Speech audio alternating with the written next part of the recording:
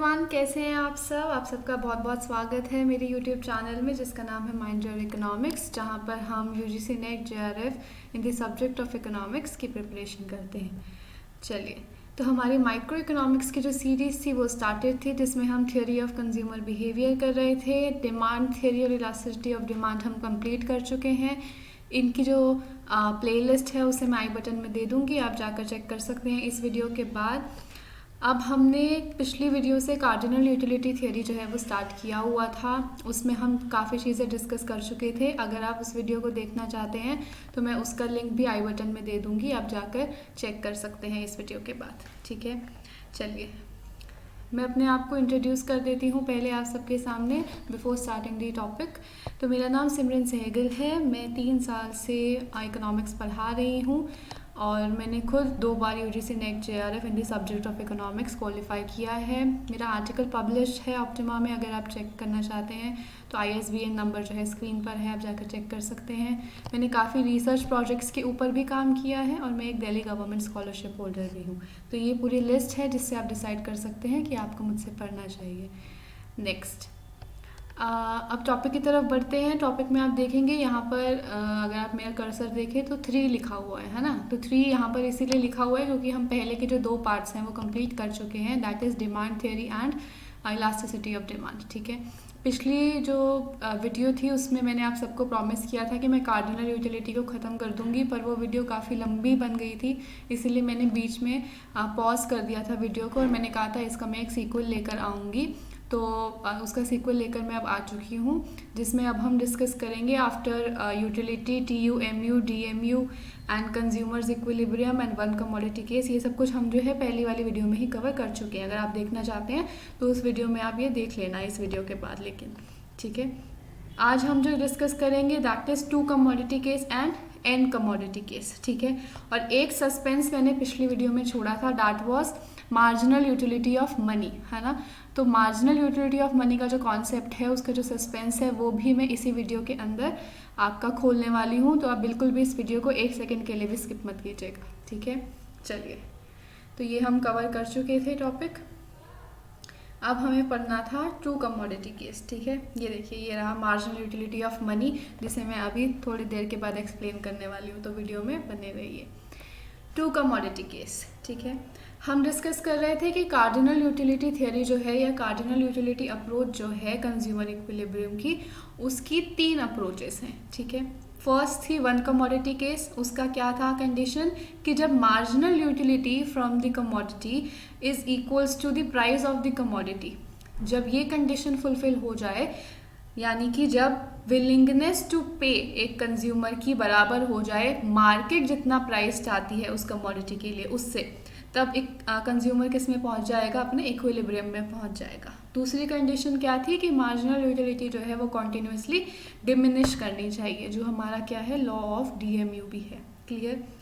अब हम बात कर रहे हैं 2 कमोडिटी केस की, कि अगर एक कंज्यूमर अब मार्केट में 2 कमोडिटीज़ को कंज्यूम कर रहा है तो वो कब अपने इक्विलिब्रियम को अचीव करेगा, कब अचीव करेगा, उसकी भी 2 कंडीशंस है जो हमें पढ़नी है। 2 कंडीशंस क्या है, पहली है ratio of marginal utility to price is same in case of both the goods. अगर मैं बात कर रही हूँ कि मैं एक कमोडिटी X कंज्यूम करती हूँ और दूसरी कमोडिटी Y कंज्यूम करती हूँ, तो इन दोनों को कंज्यूम करने के बाद मैं कब इक्विलिब्रियम पे पहुँचूंगी, या एक कंज्यूमर कब इक्विलिब्रियम पे पहुँचेगा, वो तब पहुँचेगा जब मार्जिनल यूटिलिटी और प्राइस का जो रेशियो है दोनों कमोडिटी का आपस में बराबर होगा। अब देखिए नीचे इसको मैंने डिनोटेशन क्या दी है, MUX divided by PX is equals to MUY by PY। ठीक है, इज इक्वल्स टू MUM जो है हमें अभी पढ़ना भी है, this is marginal utility of money, कि ये मार्जिनल यूटिलिटी ऑफ मनी क्या होता है। पर इतना तो हम जानते हैं कि ये कांस्टेंट होती है और इसकी वैल्यू कितनी होती है, ₹1 होती है, ये हमारी अजम्पशन है। क्लियर। तो हम सिंपली इस इक्वेशन को कैसे लिख सकते हैं कि MUX by PX is equals to MUY by PY। यही हमारी क्या है, इक्विलिब्रियम की कंडीशन है। जब भी कमोडिटी X से डिराइव होने वाली मार्जिनल यूटिलिटी और उसके मार्केट प्राइस का रेशियो बराबर हो जाएगा कमोडिटी Y से डिराइव होने वाली मार्जिनल यूटिलिटी और उसके मार्केट प्राइस के रेशियो के। समझ में आती है ये चीज़? चलिए, नेक्स्ट चीज़ जो है हमें समझनी है, इसी कंडीशन का और क्या मतलब है, इसको और इलेबोरेट कर समझते हैं। Consumer equilibrium is attained where the marginal utility of last rupee spent on each commodity is same and marginal utility is falling as consumption increases। चलिए, क्या बोला उन्होंने कि कंज्यूमर इक्विलिब्रियम तब अटेन होगा जब marginal utility of last rupee spent on each commodity is same. अब इस लाइन का क्या मतलब है? थोड़ी वेग सी हमें लाइन लग रही है, समझ में नहीं आ रही है, तो इसे समझने के लिए जो स्क्रीन के ऊपर एक टेबल गिवन है, मार्जिनल यूटिलिटीज़ का टेबल जो गिवन है, इसे हमें समझना पड़ेगा। ठीक है, तो हमने अज्यूम किया कि हम दो कमोडिटीज़ जो हैं कंज्यूम कर रहे हैं, एक कमोडिटी एक्स और एक कमोडिटी वाई। अब उसकी कुछ यूनिट्स मैंने कंज्यूम की हैं, पहले 0, फिर 1, फिर 2, फिर 3, फिर 4 एंड टोटल कितनी यूनिट्स कंज्यूम की हैं? 5 यूनिट्स जो हैं वो मैंने कंज्यूम की है कमोडिटी एक्स की और कमोडिटी वाई की। चलिए, तो हम देख रहे हैं जैसे ही मैं पहली यूनिट कंज्यूम कर रही हूँ कमोडिटी एक्स की, तो मुझे कितनी मार्जिनल यूटिलिटी मिल रही है? 40 मिल रही है। ठीक है, यहाँ पर मेरे कर्सर को फॉलो कीजिए। जैसे ही मैंने 1 यूनिट ऑफ कमोडिटी को कंज्यूम किया, उससे मुझे मार्जिनल यूटिलिटी कितनी मिल रही है?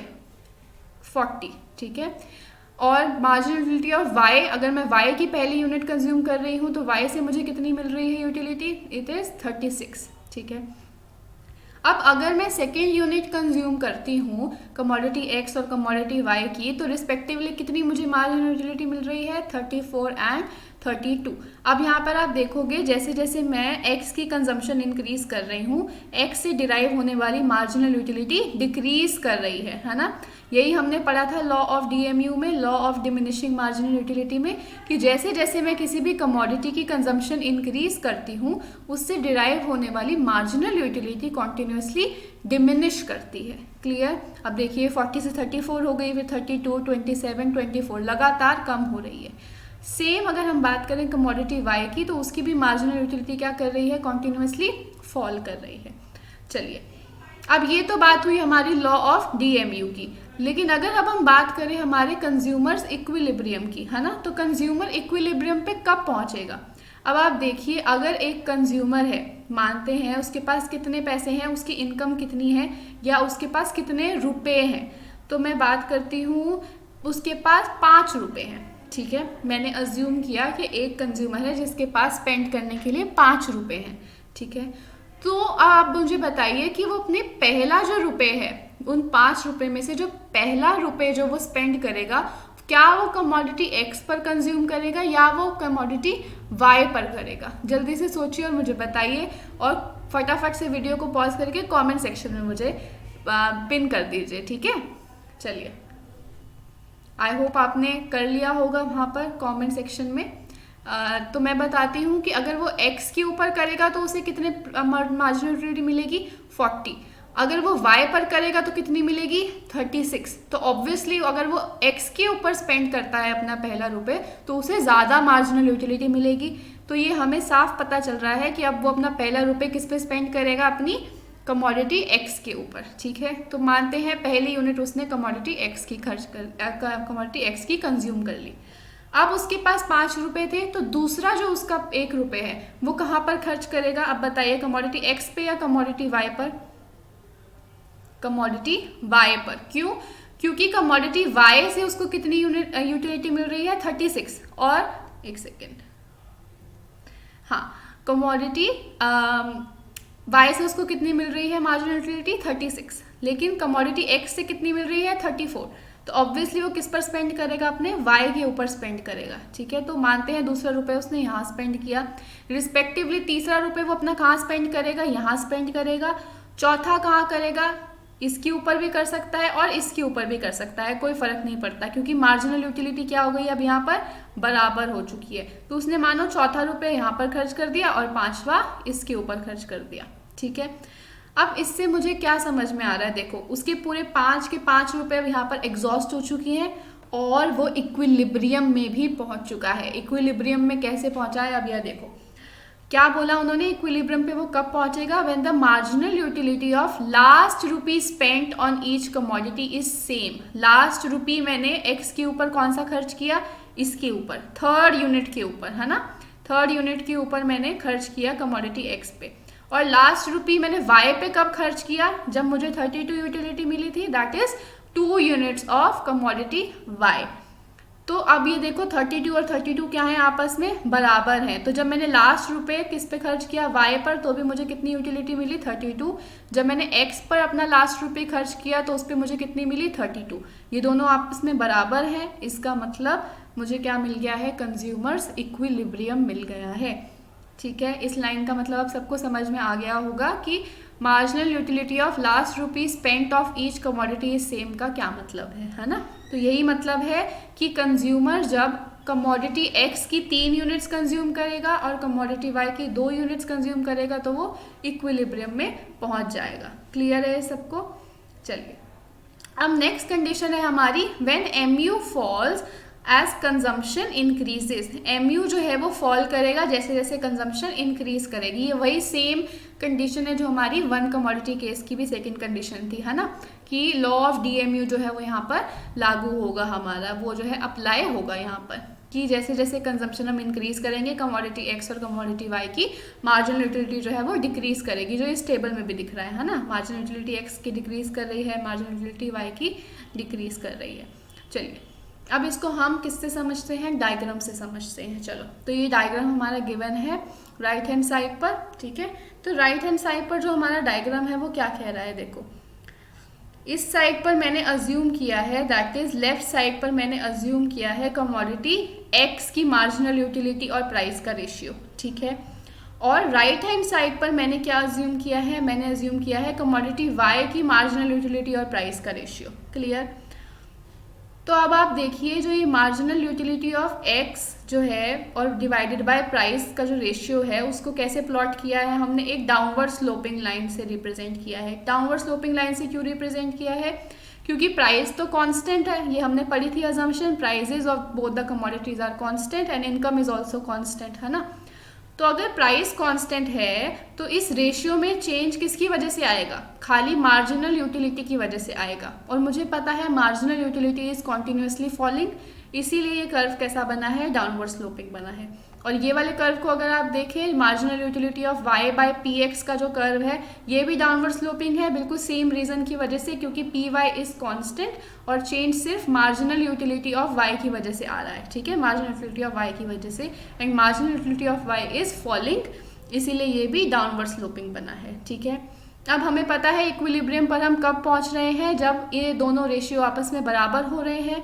कर्व्स में ये कब होगा, जब ये दोनों कर्व आपस में इंटरसेक्ट करेंगे।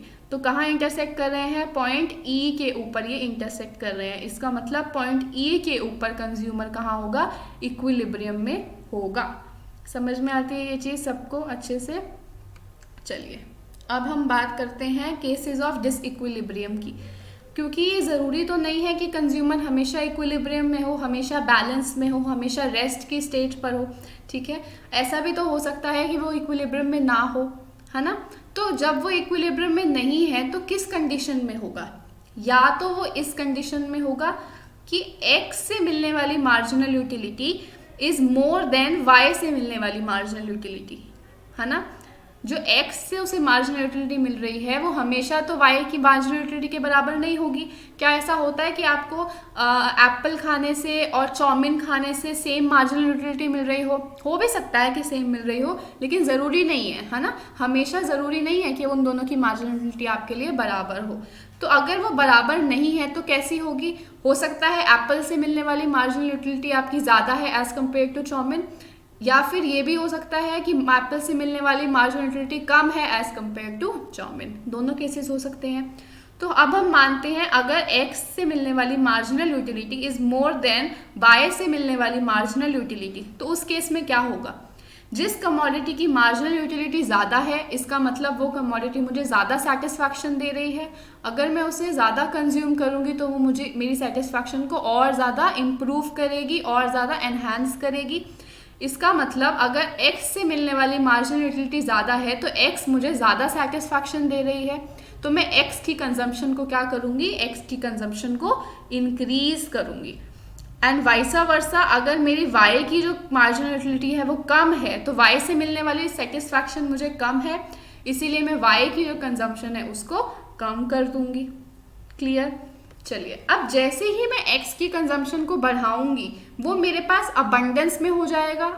जैसे मानते हैं अगर मैं अगर मैं मानती हूँ कि एप्पल की कंजम्पशन में इंक्रीज कर रही हूँ, एप्पल जब मेरे पास बहुत ज़्यादा हो जाएंगे तो उसकी वैल्यू मेरे लिए कम हो जाएगी, है ना। उसे मैं कम वैल्यू करूँगी, उससे मिलने वाली जो यूटिलिटी है, उससे मिलने वाली जो सेटिस्फैक्शन है वो मेरे लिए कम होती जाएगी, क्योंकि अब वो मेरे पास बहुत ज़्यादा अबंडेंस में अवेलेबल है, मेरे पास बहुत सारे एप्पल्स हो चुके हैं अब कंज्यूम करते करते। ठीक है, इसीलिए उसकी मार्जिनल यूटिलिटी जो है वो क्या करने लगेगी, फॉल करने लगेगी। क्लियर। अब वहीं अगर हम बात करें कमोडिटी वाई की, तो कमोडिटी वाई की कंजम्पशन मैंने कम कर दी थी। जैसे ही मैंने उसकी कंजम्पशन कम करी तो उसका जो अमाउंट मेरे पास अवेलेबल है, जो उसकी क्वांटिटी मेरे पास अवेलेबल है वो कम हो गई है, उसकी स्कार्सिटी हो गई है मेरे पास। अब जैसे ही किसी चीज़ की कमी हो जाती है ऑलरेडी उसकी वैल्यू हमारे लिए इंक्रीज करने लग जाती है। ऐसा ही होता है हमारी नॉर्मल लाइफ के अंदर भी, जब कोई चीज़ हमारे पास अबंडेंस में अवेलेबल होती है हमें उसकी कोई वैल्यू नहीं होती, लेकिन जैसे ही उसकी क्वांटिटी हमारे पास कम होने लग जाती है उसकी वैल्यू ज़्यादा होने लग जाती है। इसका क्या एग्जाम्पल है, अगर हम किसी अमीर इंसान की बात करें, अगर हम अंबानी की बात करें, तो उसे एक्स्ट्रा जो पैसे मिल रहे हैं, ठीक है, उसे इतनी ज़्यादा वैल्यू नहीं होगी as compare to a poor person. ठीक है, जो अपने घर चलाने के लिए भी जिसके पास पैसे नहीं है, उसको अगर मैं एडिशनल पैसे दे दूंगी, उसकी वैल्यू जितनी उस पुअर इंसान को होगी उतनी अंबानी को नहीं होगी। क्यों? क्योंकि अंबानी के पास बहुत ज़्यादा पैसा है। ठीक है, एक रिच इंसान के पास बहुत सारा पैसा है तो उसे उस पैसे की इतनी वैल्यू नहीं होगी जितनी वैल्यू एक गरीब इंसान को होगी, क्योंकि उसके पास पैसे की कमी है ना। वैसे ही अब हम यहाँ पर बात कर रहे हैं, जब मेरे पास y की कमी हुई तो उसकी मार्जिनल यूटिलिटी इंक्रीज करेगी, जब x की मेरे पास अबंडेंस हुई तो उसकी मार्जिनल यूटिलिटी डिक्रीज करेगी। अब ये कब तक डिक्रीज और इंक्रीज करेंगे, तब तक जब तक मेरा इक्विलिब्रियम दोबारा से एस्टैब्लिश ना हो जाए, जब तक मेरा इक्विलिब्रियम फिर से ना आ जाए। कहाँ पर? जब मेरी marginal utilities of x and y आपस में बराबर ना हो जाए। क्लियर है ये चीज़? चलिए, अब दूसरा केस क्या है कि अगर marginal utility from x is less than the marginal utility from y, अगर x से मिलने वाली मार्जिनल यूटिलिटी कम है एज कंपेयर टू y से मिलने वाली मार्जिनल यूटिलिटी के। ठीक है, तो अगर मार्जिनल यूटिलिटी ऑफ x कम है, इसका मतलब वो जो कमोडिटी है, x जो कमोडिटी है, मुझे कम सेटिस्फैक्शन दे रही है। अब जब वो मुझे कम सेटिस्फैक्शन दे रही है तो उसकी कंजम्पशन में क्या करूँगी, कम कर दूंगी। ठीक है, और अगर मार्जिनल यूटिलिटी ऑफ y ज़्यादा है, इसका मतलब वो मुझे ज़्यादा सेटिस्फैक्शन दे रहा है, तो मैं उसकी कंजम्पशन इंक्रीज कर दूंगी। तो x की कंजम्पशन क्या करूँगी, इस केस में मैं डिक्रीज करूँगी, और y की कंजम्पशन क्या करूँगी, इंक्रीज करूँगी। फिर वही सेम चीज़, जैसे ही y की कंजम्पशन इंक्रीज करूंगी वो मेरे पास अबंडेंस में अवेलेबल हो जाएगा, जैसे ही अबंडेंस में होगा उसकी मार्जिनल यूटिलिटी फॉल करना स्टार्ट कर देगी। और अगर मैं बात करूं x की, तो x की जो कमोडिटी है वो मैंने उसकी कंजम्पशन डिक्रीज कर दी थी, जैसे ही उसकी कंजम्पशन डिक्रीज करूंगी उसकी वैल्यू मेरे लिए इंक्रीज करती जाएगी, तो मार्जिनल यूटिलिटी फ्रॉम x जो है वो इंक्रीज करना स्टार्ट कर देगी। कब तक इंक्रीज और डिक्रीज होगा ये केस, जब तक फिर से मुझे इक्विलिब्रियम ना मिल जाए, जब तक इक्विलिब्रियम फिर से रीएस्टैब्लिश ना हो जाए। क्लियर? समझ में आती है ये चीज़ सबको? तो ये था हमारा 2 कमोडिटी केस। क्लियर? चलिए, अब हम बात करते हैं n कमोडिटी केस की। अब n कमोडिटी केस क्या है, जैसे मैंने 1 कमोडिटी केस में क्या बोला, एक कंज्यूमर सिर्फ एक ही कमोडिटी को कंज्यूम कर रहा है। 2 कमोडिटी केस में क्या बोला, एक कंज्यूमर 2 कमोडिटीज को कंज्यूम कर रहा है, x और y। n कमोडिटी केस में क्या है कि एक consumer n number of commodities को कंज्यूम कर रहा है। वो 2 भी हो सकता है, 1 भी हो सकता है, 2 भी हो सकता है, 3 भी हो सकता है, 10 भी हो सकता है, 100 भी हो सकता है, क्योंकि हम नॉर्मल लाइफ के अंदर सिर्फ 1 या 2 गुड्स तो नहीं कंज्यूम करते, बहुत सारे गुड्स को कंज्यूम करते हैं। तो जब हम बहुत सारे गुड्स को कंज्यूम कर रहे हैं तो उसके लिए हमें एक जनरल केस की भी ज़रूरत है। वो जनरल केस क्या है, वो general case n commodity case है। क्लियर? चलिए, अब इसकी फर्स्ट कंडीशन क्या है, फर्स्ट कंडीशन है the ratio of marginal utility to price is same in case of all the goods. Clear? अब पिछले केस में हमने क्या पढ़ा था कि मार्जिनल यूटिलिटी और प्राइस के बीच का जो रेशियो है एक कमोडिटी का, वो दूसरी कमोडिटी की मार्जिनल यूटिलिटी और प्राइस के रेशियो के बराबर होना चाहिए। क्योंकि वहाँ पर 2 ही कमोडिटीज़ थी तो हमने यहीं तक बात रखी। अब यहाँ पर n कमोडिटीज़ है। n कमोडिटीज़ का मतलब क्या है, 2 से ज़्यादा कमोडिटीज़ भी हो सकती हैं, ठीक है। तो उन सब कमोडिटीज़ के मार्जिनल यूटिलिटी और प्राइस के रेशियो को अब हम बराबर कर देंगे। जैसे x की मार्जिनल यूटिलिटी और प्राइस का रेशियो इज इक्वल्स टू y की मार्जिनल यूटिलिटी और प्राइस का रेशियो विल बी इक्वल्स टू, यहाँ पर z भी हो सकता है, फिर k भी हो सकता है, l भी हो सकता है, ठीक है। और लास्ट में क्या है, MUN/PN। n क्या है, जितनी मेरी मैक्सिमम नंबर ऑफ कमोडिटीज़ हैं, जितनी मैं लास्ट कमोडिटी अज्यूम कर रही हूँ उसका नंबर है ये, ठीक है। दिस इज MUN/PN का रेशियो। समझ में आती है ये चीज़ सबको। तो जब ये कंडीशन अचीव हो जाएगी तो मुझे क्या मिल जाएगा, n कमोडिटी केस का इक्विलिब्रियम मिल जाएगा। नेक्स्ट जो केस है दैट इज नेक्स्ट जो कंडीशन है that is MU falls as consumption increases. ये वही सेम है जो हमने 1 कमोडिटी केस 2 कमोडिटी केस में पढ़ा है कि जैसे जैसे किसी भी कमोडिटी की कंजम्पशन हम इंक्रीज करते हैं उससे मिलने वाली मार्जिनल यूटिलिटी जो है वो डिक्रीज करने लग जाती है as per the law of diminishing marginal utility. Clear है ये सबको। तो ये था हमारा 2 कमोडिटी केस और n कमोडिटी केस। क्लियर। चलिए अब हमें पढ़ना है MUM that is marginal utility of money. अब जो कल का सस्पेंस है हमारा वो आज खुलने वाला है, ठीक है ना। तब से सारे स्टूडेंट सस्पेंस में है कि भाई ये मार्जिनल यूटिलिटी ऑफ मनी का क्या कॉन्सेप्ट है, मैम ने तो ऐसे बीच में अटका दिया हमें, है ना। तो बिल्कुल भी अटकाया नहीं है, आज वो कम्प्लीटली हमें समझ में आ जाएगा, ठीक है। चलिए अब देखिए मार्जिनल यूटिलिटी जो है उसे हम किस में एक्सप्रेस करते हैं, क्या यूनिट होती है उसकी, यूटिल्स। ये मैंने पिछली क्लास में बताया था, है ना, कि जब भी मैं मार्जिनल यूटिलिटी को मेजर करती हूँ तो किस फॉर्म में मेजर करती हूँ। जैसे मैं किसी कमोडिटी को खरीद कर लाती हूँ, किसी गुड को खरीद कर लाती हूँ तो उसे मैं किस में मेजर करती हूँ, ग्राम में, किलोग्राम में, ठीक है। या अगर मैं किसी लिक्विड चीज़ को लाती हूँ तो लीटर में, मिलीलीटर में, ठीक है ना। तो ऐसे ही जब मैं मार्जिनल यूटिलिटी को मेजर करती हूँ तो किस में मेजर करती हूँ, यूटिल्स में मेजर करती हूँ। उसकी जो यूनिट है वो क्या है, यूटिल्स है। Clear. Next, price is expressed in the terms of money. जो प्राइस है उसे हम किसकी फॉर्म में मेजर करते हैं, मनी की फॉर्म में मेजर करते हैं। बिल्कुल हम कहते हैं ना कि 10 रुपये की चीज़ है ये, 50 रुपये की चीज़ है, 500 रुपये की चीज़ है। तो ये क्या रिप्रेजेंट कर रहा है कि प्राइस जो है हमेशा मनी की फॉर्म में होगा। क्लियर। चलिए इसका मतलब प्राइस की यूनिट क्या है, money. Marginal utility in utils should be expressed in terms of money to be compared with price. बिल्कुल हम क्या कहते हैं कि 1 कमोडिटी केस में marginal utility of the commodity is equals to price. अब जो मार्जिनल यूटिलिटी है उसे तो मैं यूटिल्स की फॉर्म में लिख रही हूँ और प्राइस को मैं मनी की फॉर्म में लिख रही हूँ। ये हम बचपन से पढ़ते आए हैं कि कभी भी 2 अलग अलग यूनिट्स में मेजर होने वाली क्वांटिटी को हम आपस में बराबर नहीं रख सकते, है ना। क्योंकि हम क्या करते थे, फिर कन्वर्जन्स करते थे, है ना, कि अगर ग्राम में दी हुई है एक चीज़ और दूसरी किलोग्राम में, तो हम पहली वाली को या तो किलोग्राम में चेंज करते थे या किलोग्राम वाली को फिर ग्राम में चेंज करते थे। मतलब जो भी 2 क्वांटिटीज़ गिवन होती थी उनकी यूनिट्स को हम क्या करते थे, इक्वल कर लेते थे, सेम कर लेते थे। वही केस यहाँ पर है कि अगर मुझे मार्जिनल यूटिलिटी को प्राइस के इक्वल रखना है तो उनकी यूनिट्स सेम होनी चाहिए। क्लियर। अब उनकी यूनिट्स कैसे सेम होगी, मैं जो मेरा प्राइस है उसे तो यूटिल्स की फॉर्म में लिख नहीं सकती ऑब्वियसली, तो लेकिन मैं अपनी मार्जिनल यूटिलिटी को तो मनी की फॉर्म में लिख सकती हूँ, है ना। कैसे लिख सकती हूँ उसका एक फॉर्मूला है जो अभी हम पढ़ेंगे, ठीक है। लेकिन हमें यहाँ पर समझना है कि मार्जिनल यूटिलिटी को प्राइस से इक्वेट करने के लिए मुझे पहले उसकी यूनिट चेंज करनी पड़ेगी इन द टर्म्स ऑफ मनी। समझ में आया इतना।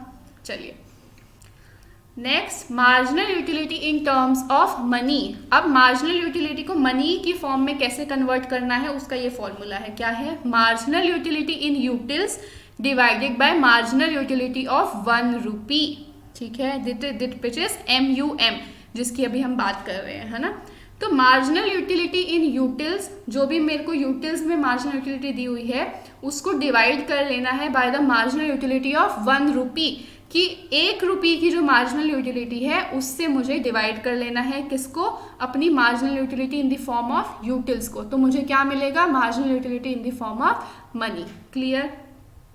अब ये मार्जिनल यूटिलिटी ऑफ 1 रुपी है ही क्या, मार्जिनल यूटिलिटी ऑफ मनी है ही क्या, या MUM है ही क्या। So MU of 1 rupee is the extra utility obtained when an additional rupee is spent on the other goods. क्या मतलब है, जब मैं अपनी इनकम का एक एक्स्ट्रा रुपए खर्च करती हूँ मार्केट में किसी भी कमोडिटी के ऊपर, तो उससे मुझे कितनी एक्स्ट्रा यूटिलिटी मिलती है. ठीक है, अगर मतलब मैं मार्केट में जा रही हूँ और 20 रुपये खर्च करती हूँ, उससे मुझे कुछ यूटिलिटी मिलती है. क्लियर. अब जैसे ही मैं एक 21 रुपये जाकर खर्च करूंगी, 21वां रुपया जब मैं जाकर खर्च करूंगी मार्केट में, 1 रुपये जब मैंने एक्स्ट्रा खर्च किए 20 रुपये से, उससे मुझे कितनी एडिशनल यूटिलिटी मिली मार्केट में. अगर पहले मुझे मानते हैं कि 40 यूटिल्स की मिल रही थी सेटिस्फैक्शन, तो अब मुझे 42 यूनिट्स की मिल रही है. इसका मतलब एडिशन कितना हुआ है, 2 यूनिट्स का एडिशन हुआ है मेरे. समझ में 2 यूटिल्स का एडिशन हुआ है. ठीक है, इसका मतलब ये क्या है, मेरी मार्जिनल यूटिलिटी ऑफ मनी है. समझ में आती है ये चीज़. और हमारी अजम्पशन क्या है कि इस MUM को हम कांस्टेंट मानकर चल रहे हैं, MUM को हम ₹1 मानकर चल रहे हैं. इसका मतलब क्या हुआ कि marginal utility in the terms of money will be equals to marginal utility in terms of utils divided by 1. क्या कंक्लूजन निकल कर आया कि अगर मैं marginal utility in the form of utils लिखूं या मैं marginal utility in the form of money लिखूं, एक ही बात है. ठीक है, दोनों जो है मेरे बराबर होंगे, क्योंकि मैंने MUM को कांस्टेंट माना है, MUM को मैंने 1 माना है. समझ में आती है ये चीज़ अच्छे से. तो यही पूरा कॉन्सेप्ट था हमारा MUM का. ये फॉर्मूला जो है ये इम्पॉर्टेंट है, इसे नोट डाउन कर लेना.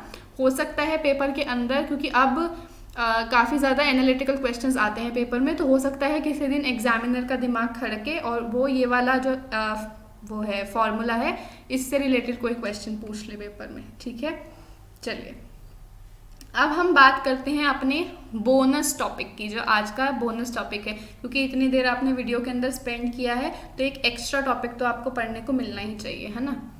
चलिए, तो एक्स्ट्रा टॉपिक जो है वो है derivation of demand curve from the marginal utility curve.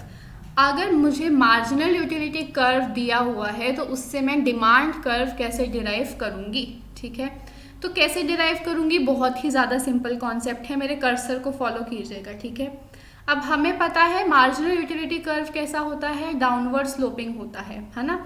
Downward sloping क्यों होता है, क्योंकि लॉ ऑफ DMU यहाँ पर ऑपरेट होता है. जैसे जैसे मैं कंजम्पशन इंक्रीज करूँगी, मुझे अलग एडिशनल यूनिट से जितनी भी यूटिलिटी मिलेगी वो क्या होती है, डिमिनिश करती है. इसीलिए मेरा मार्जिनल यूटिलिटी कर्व कैसा बना है, नीचे की तरफ है, डाउनवर्ड स्लोपिंग है. क्लियर. चलिए अब देखो यहाँ पर क्या है, अगर मैं मार्जिनल यूटिलिटी 1 की बात कर रही हूँ इस पॉइंट के ऊपर, इस पॉइंट पर, तो मेरी मार्जिनल यूटिलिटी कितनी है, MU1. उस पर मैं कितनी कमोडिटी कंज्यूम कर रही हूँ, X1 कमोडिटी कंज्यूम कर रही हूँ. अगर मैं बात करूँ इस पॉइंट की, इस पॉइंट पर कितनी मुझे मार्जिनल यूटिलिटी मिल रही है, मार्जिनल यूटिलिटी 2 मिल रही है, MU2 मिल रही है. कितनी कमोडिटी कंज्यूम कर रही हूँ मैं, कितनी यूनिट्स कंज्यूम कर रही हूँ, X2 यूनिट्स कंज्यूम कर रही हूँ. सेम जब MU3 है मेरी मार्जिनल यूटिलिटी, तो मैं कितनी कंज्यूम कर रही हूँ, X3 कंज्यूम कर रही हूँ. इसका मतलब जैसे जैसे किसी भी कमोडिटी की मैं कंजम्पशन जो है इंक्रीज कर रही हूँ, जैसे जैसे मैं कमोडिटी की कंजम्पशन इंक्रीज कर रही हूँ, मेरी मार्जिनल यूटिलिटी फॉल कर रही है. जैसे मैंने X1 पर थी तो MU इतना था, जैसे ही मैंने कंजम्पशन इंक्रीज करके X2 पर आई, मेरी मार्जिनल यूटिलिटी डिक्रीज करके MU2 हो गई. जैसे ही मैंने X2 से X3 करी अपनी कंजम्पशन, मेरी मार्जिनल यूटिलिटी MU2 से MU3 हो गई. ये चीज़ समझ में आती है सबको. इसी से डिराइव हुआ है मेरा क्या, मार्जिनल यूटिलिटी कर्व. अब ये मार्जिनल यूटिलिटी कर्व से डिमांड कर्व कैसे बनेगा, कैसे डिराइव होगा, तो बहुत ही सिंपल है. 1 कमोडिटी केस में हमने क्या पढ़ा था कि marginal utility is equals to price होता है ना. तो अब इस मार्जिनल यूटिलिटी के ऊपर MU1 के ऊपर मेरा कितना प्राइस है, मैं उसके लिए एक अलग से ग्राफ बना लेती हूँ, उसके ऊपर प्लॉट कर लेती हूँ. अब मैं इस MU1 को अगर एक्सटेंड करूँ तो मुझे क्या मिलेगा, P1 मिलेगा. ठीक है, अगर MU2 को अगर मैं आगे एक्सटेंड करूँ तो मुझे क्या मिलेगा, P2 मिलेगा, जो आपस में बराबर है. MU2 is equals to P2, MU1 is equals to P1. ऐसे ही MU3 को अगर करूँगी आगे एक्सटेंड तो P3 मिलेगा, where MU3 is equals to P3. समझ में आती है ये चीज़. अब इसी P1 के ऊपर मैं कितनी कमोडिटी की यूनिट्स कंज्यूम कर रही हूँ, X1. जैसे ही मेरा प्राइस फॉल होता है तो मैं कितनी कंज्यूम कर रही हूँ, X2. प्राइस और ज़्यादा फॉल होता है तो कितनी कंज्यूम कर रही हूँ, x3। अब देखो यहाँ पर क्या चल रहा है, जैसे ही प्राइस कम क्वांटिटी की कंजम्पशन ज़्यादा, और प्राइस कम तो क्वांटिटी की कंजम्पशन और ज़्यादा। इसका मतलब जैसे ही प्राइस कम हो रहा है मेरी क्वांटिटी डिमांडेड इंक्रीज हो रही है या क्वांटिटी कंजम्पशन इंक्रीज हो रही है। तो ये कौन सा लॉ है जो हमने पढ़ा था अपनी फर्स्ट क्लास में, माइक्रो इकोनॉमिक्स की फर्स्ट क्लास में पढ़ा था। इस लॉ का नाम हमने कि इनवर्स रिलेशनशिप होता है between the price of the commodity and the quantity demanded, demand curve, law of demand, है ना। लॉ ऑफ डिमांड जो है वही ये दिखाता है कि इनवर्स रिलेशनशिप होता है किसमें, प्राइस ऑफ द कमोडिटी और उसकी क्वांटिटी डिमांडेड में, ठीक है। और लॉ ऑफ डिमांड से हमने कौन सा कर्व डिराइव किया था, डिमांड कर्व डिराइव किया था। इसीलिए जब मैं इन सब पॉइंट्स को, ये वाला पॉइंट, ये वाला पॉइंट, ये वाला पॉइंट, इन सबको आपस में ज्वाइन कर दूंगी और एक्स एक्सिस और वाई एक्सिस पे टच करवा दूंगी, जहाँ पर भी इनका इंटरसेप्ट बनेगा तो मुझे क्या मिल जाएगा, मेरा डिमांड कर्व मिल जाएगा। समझ में आती है ये चीज़ सबको कि मार्जिनल यूटिलिटी से मेरा डिमांड कर्व कैसे डिराइव हुआ। तो हम ये कह सकते हैं सिंपली कि मार्जिनल यूटिलिटी कर्व ही डिमांड कर्व है, कह सकते हैं बिल्कुल, क्योंकि मैं इस मार्जिनल यूटिलिटी की जगह अगर P1 लिख दूँ, यहीं पर लिख दूँ, एक अलग से डायग्राम ना बनाकर मैं इसको रब करके यहीं पर ही P1 लिख दूँ, MU2 की जगह P2 लिख दूँ, MU3 की जगह P3 लिख दूँ, तो ये कौन सा कर्व बन जाएगा, यहाँ पर डिमांड हो गई क्वांटिटी और यहाँ पर प्राइस हो गए, तो ये कौन सा कर्व बन गया, डिमांड कर्व बन गया, है ना। तो मैं क्या ये कह सकती हूँ कि मार्जिनल यूटिलिटी कर्व ही मेरा डिमांड कर्व होता है, बिल्कुल कह सकती हूँ, बिल्कुल सही चीज़ है ये, ठीक है। समझ में आया सबको। आई होप ये वाली वीडियो आप लोगों के लिए काफ़ी यूज़फुल रही होगी। 2 नए कॉन्सेप्ट आपको पक्का सुनने को मिले होंगे। जो 2 कमोडिटी केस है, 1 कमोडिटी केस है, ये तो आपने पहले भी पढ़ा होगा, आपको अब और अच्छे से समझ में आया होगा। लेकिन n कमोडिटी केस जो है ये डेरिवेशन ऑफ डिमांड कर्व है और MUM का जो कॉन्सेप्ट है उसका जो फॉर्मूला है, आई होप आपको नया लगा होगा। और अगर नहीं लगा और पहले कभी समझ में नहीं आया, आज समझ में आ गया है, तो भी ये वीडियो का जो पॉइंट है वो बिल्कुल सफल रहा, ठीक है। चलिए, so thank you so much for being in this video. Do not miss out on the upcoming videos, जितनी भी वीडियोस आने वाली हैं आगे माइक्रो इकोनॉमिक्स से रिलेटेड। नेक्स्ट जो वीडियो रहेगी हमारी ऑर्डिनल यूटिलिटी एनालिसिस से रिलेटेड रहेगी। अगर आप उसे मिस नहीं करना चाहते हो तो सब्सक्राइब कर दीजिएगा चैनल को। माइंड योर इकोनॉमिक्स चैनल है इस चैनल का नाम। और जो अगर आप GRF को क्वालिफाई करना चाहते हैं तो जो नीचे बेल आइकन है उसे भी दबा दीजिएगा ताकि आप कोई भी वीडियो को मिस ना करें। और इस वीडियो को लाइक कर देना अगर आपको अच्छा लगा हो, मेरा कंटेंट मुझसे पढ़ना अच्छा लगा हो या मुझसे पढ़ना अच्छा लग रहा हो पिछले कुछ वीडियोस से, क्योंकि जो YouTube की एल्गोरिथम है वो इस चीज़ को फॉलो करती है कि अगर आप किसी वीडियो को लाइक कर रहे हैं तो आप उसे पसंद कर रहे हैं, तो वो उस वीडियो को आगे प्रमोट करती है और स्टूडेंट्स को, ठीक है। तो आप और स्टूडेंट्स की हेल्प कीजिए। बिल्कुल कंपटीशन का माहौल तो है, लेकिन शेयरिंग इज़ केयरिंग। अगर आप किसी की हेल्प करेंगे तो फिर गॉड जो है आपकी हेल्प करेगा, आपका JRF बिल्कुल निकलेगा, ठीक है। अगर आप टेलीग्राम चैनल ज्वाइन करना चाहते हैं मेरा, तो वो भी माइंड योर इकोनॉमिक्स के नाम से है। इंस्टाग्राम अगर फॉलो करना चाहते हैं आप मेरा, तो हैंडल भी मेरा माइंड योर इकोनॉमिक्स के नाम से ही है। इस सब जो लिंक्स हैं, वीडियोस के लिंक्स और मेरे सब हैंडल्स के लिंक्स जो है मैं डिस्क्रिप्शन में हर वीडियो में देती हूँ, तो आप वहाँ पर चेक भी कर सकते हैं। अगर आप मुझसे किसी बिजनेस इंक्वायरी के लिए बात करना चाहते हैं तो mindyoureconomics@gmail.com के ऊपर मुझे ईमेल भी लिख सकते हैं। तो नेक्स्ट वीडियो में मिलते हैं हम। Till then, stay healthy, wealthy and nerdy, and do not forget to mind your economics. Thank you.